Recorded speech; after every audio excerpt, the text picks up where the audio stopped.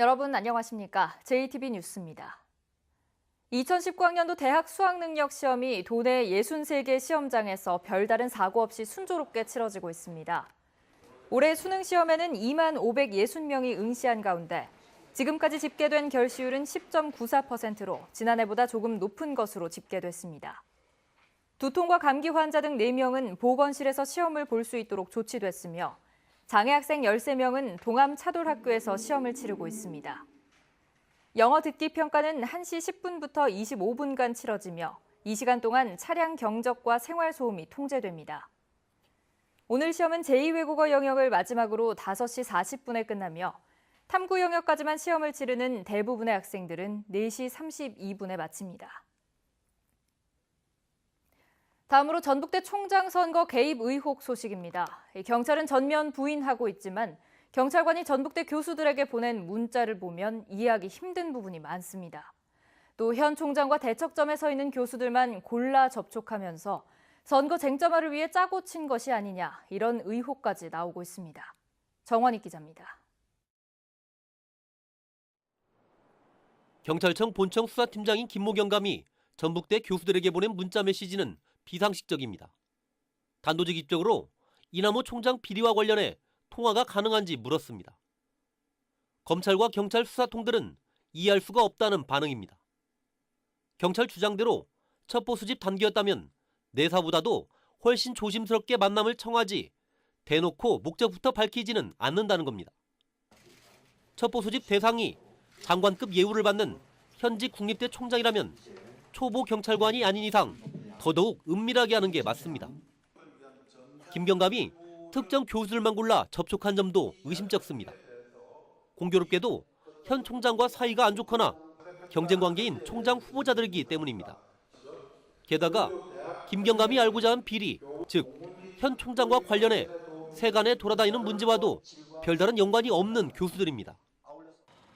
무엇보다 가장 중요한 건 이 같은 일이 벌어졌던 때가 총장 선거운동 기간이었다는 사실입니다. 경찰이 현 총장에 대한 비리를 조사하고 있다는 걸 선거에서 부각시켜 쟁점화하기 위해 특정 세력과 짜고 친 것 아니냐는 의혹이 나오는 이유입니다. 내사 관련 정보 공개는 선거를 진흙탕으로 만들고 그로부터 부당한 이득을 취하려는 조직적인 음모라고 볼 수밖에 없다. 검찰은 물론 총장 당선자가 직접 나서는 것만이 진실을 밝힐 수 있는 유일한 방법이라는 목소리가 갈수록 높습니다. JTB 뉴스 정원익입니다. 전주의 한 아파트가 보수공사 업체 선정 문제로 시끄럽습니다. 입주자 대표회의가 진행한 입찰 과정에 문제점이 드러나면서 주민들이 크게 반발하고 있습니다. 보도에 주혜인 기자입니다. 1200여 세대가 살고 있는 전주의 한 아파트입니다. 전주시 완산구청은 이달 초 이 아파트의 입주자 대표회의에 시정명령과 과태료 부과를 예고했습니다. 지난 9월 입주자 대표회의가 진행한 페인트 공사와 옥상 방수 공사의 입찰 과정을 문제 삼은 겁니다. 입주자 대표회의는 최종 낙찰된 A 업체가 과거 2번이나 행정처분을 받았지만 행정처분 없음에 해당하는 최고점 15점을 줬습니다. 또 기술자 보유 항목에서는 경력에 따라 차등을 둬야 한다는 국토부 지침을 어기고 단순히 인원수로 평가해 10점을 받아야 하는 경쟁사 B업체가 8점을 받았습니다. 입주자 대표회장은 단순한 실수일 뿐 고의성은 없었다고 해명했습니다. 저희들도 잘 몰랐어요. 평가자는 어떻게 하니까 우리가 아마추어인데 전문가다. 주민들은 경쟁사 B업체 입찰가가 최종 낙찰된 A업체보다 2억 원이나 적은데도 B업체가 탈락했다는 건 납득할 수 없다고 주장하고 있습니다.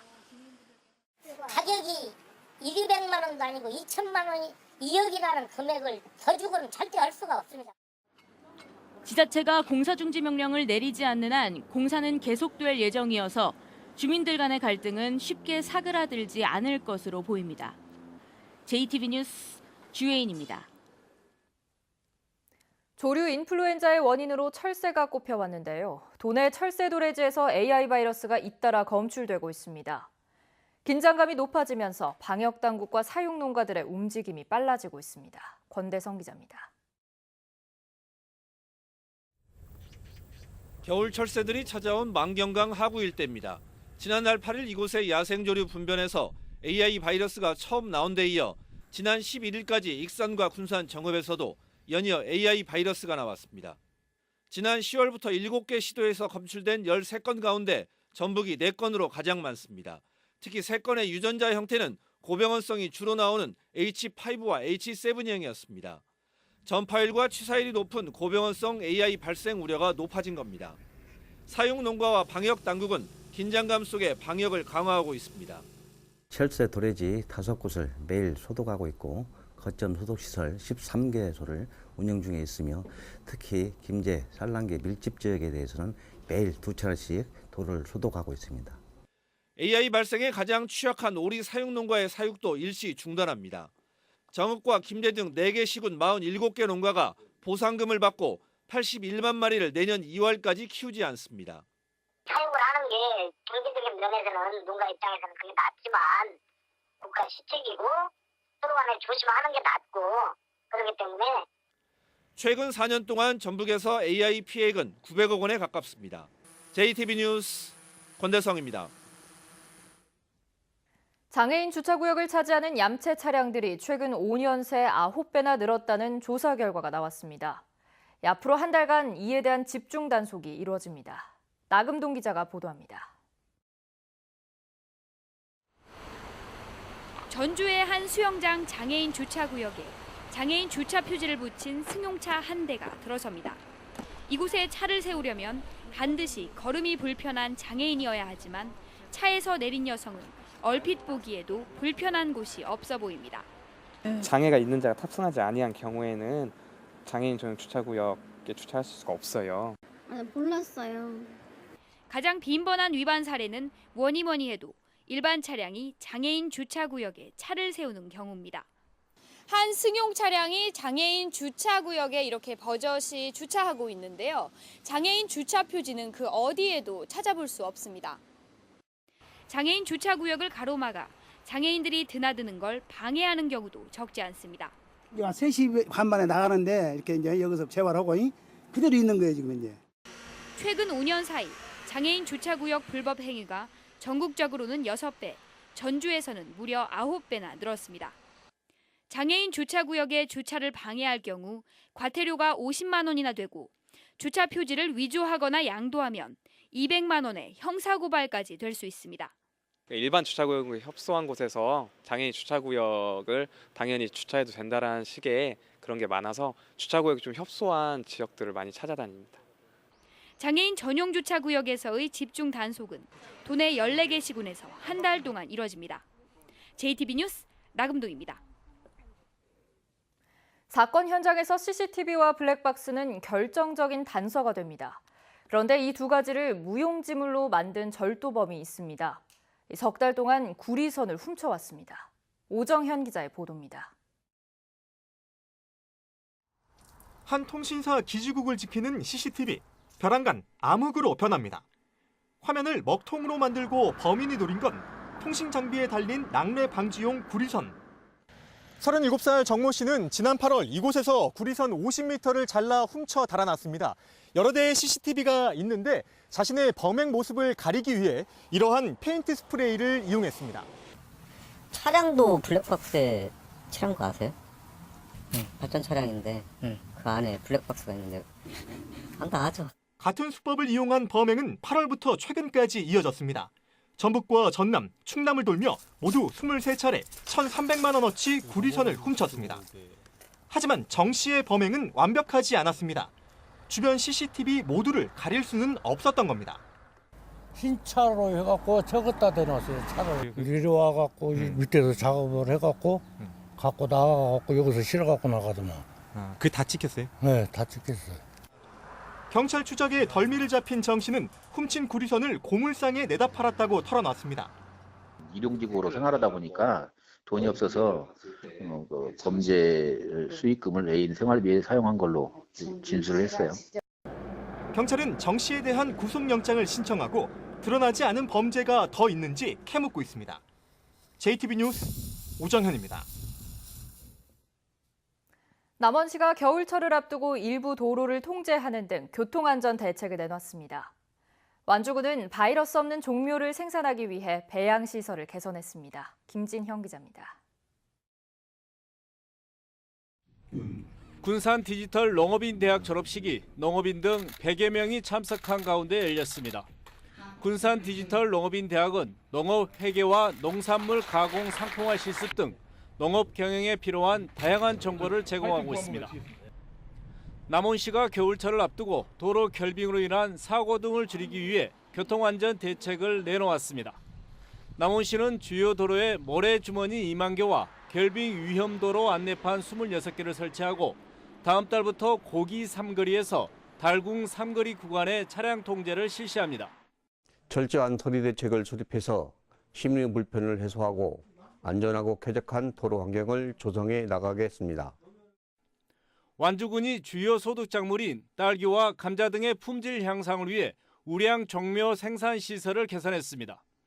완주군은 조직 배양실에 LED 조명 등을 설치하고 낡은 시설 교체와 배수 시스템을 정비해 바이러스 없는 조직 배양묘의 생산 안전성을 확보했습니다. 무병 우량묘를 지속적으로 생산하여 농가에 보급함으로써 농가 소득 향상과 지역 농업 발전에 기여하도록 하겠습니다. 정읍시가 몰래카메라 설치를 근절하기 위해 화장실 등 30여 곳의 다중이용시설을 점검했습니다. 정읍시는 몰래카메라에 대한 불안감을 해소하고 성범죄를 예방하기 위해 정기적으로 점검할 방침입니다. JTV 뉴스 김진영입니다. 전주시가 리사이클링 타운에서 방치되고 있는 폐형광등과 폐건전지를 처리할 수 있는 전용 건물 건립을 추진하기로 했습니다. 전주시는 환경오염을 유발하는 폐형광등과 폐건전지가 리사이클링 타운에서 방치되고 있다는 전주방송의 보도와 지역 주민들의 요구를 반영해 전용 보관 건물을 지을 수 있도록 내년 본 예산안에 2억 5천만 원을 올리겠다고 밝혔습니다. 한편 전주시 리사이클링타운 주민지원협의체는 어제 전주시청 광장에서 집회를 갖고 폐형광등에 대한 처리 대책과 주민지원기금 미지급분의 현금 지급 등을 요구했습니다. 전라북도가 1,000만 원 이상의 지방세를 1년 이상 납부하지 않은 고액 상습 체납자의 명단을 전라북도와 시군 홈페이지에 공개했습니다. 공개한 체납자는 법인 86곳과 개인 175명이며 이들의 체납액은 92억 원입니다. 체납액이 가장 많은 법인은 남원의 D산업개발로 체납액은 5억 9천만 원이며 개인은 익산에 사는 정모 씨로 체납액은 2억 3,600만 원입니다. 수소차 산업을 육성하기 위한 정부 차원의 지원 대책이 필요하다는 의견이 나왔습니다. 국회 안호영 의원은 현대차 전주공장이 수소차 생산 라인을 본격적으로 구축하고 전라북도는 산업 육성 계획을 수립했지만 정부 지원은 보조금 지급 등의 단편적인 처방에 그치고 있다고 말했습니다. 안호영 의원은 이에 따라 정부가 충전 시스템을 서둘러 구축하고 수소버스 보급에 적극적으로 나서는 등 인프라 설치와 수요 창출을 통해 양산 체제가 갖춰질 수 있도록 지원해야 한다고 강조했습니다. 동학농민혁명 참여자의 범위를 확대하고 독립유공자로 포함하기 위한 법률 개정안이 발의됐습니다. 국회 유성엽 의원은 혁명의 계기가 됐던 고부봉기 참여자들을 동학농민혁명의 명예회복 대상자에 포함시키고 동학과 관련해 건국 훈포장이나 대통령 표창을 받은 사람을 독립유공자 예우 대상자로 인정하기 위한 2건의 법률 개정안을 냈다고 밝혔습니다. 유성엽 의원은 기념일 지정과 함께 관련법 개정을 통해 동학 참여자들의 명예를 회복하고 업적을 기릴 수 있는 계기가 되기를 바란다고 말했습니다. 수능일인 오늘은 차차 구름이 많겠습니다. 낮 최고 기온은 전주와 익산 16도 등 14도에서 17도로 어제와 비슷하겠습니다. 초미세먼지 농도는 나쁨 수준을 보이겠습니다. 내일은 대체로 흐린 가운데 아침부터 낮 사이 곳곳에 빗방울이 떨어지겠습니다. 내일부터 기온이 점차 떨어지면서 다음 주는 평년 기온을 밑도는 쌀쌀한 날씨가 이어지겠습니다.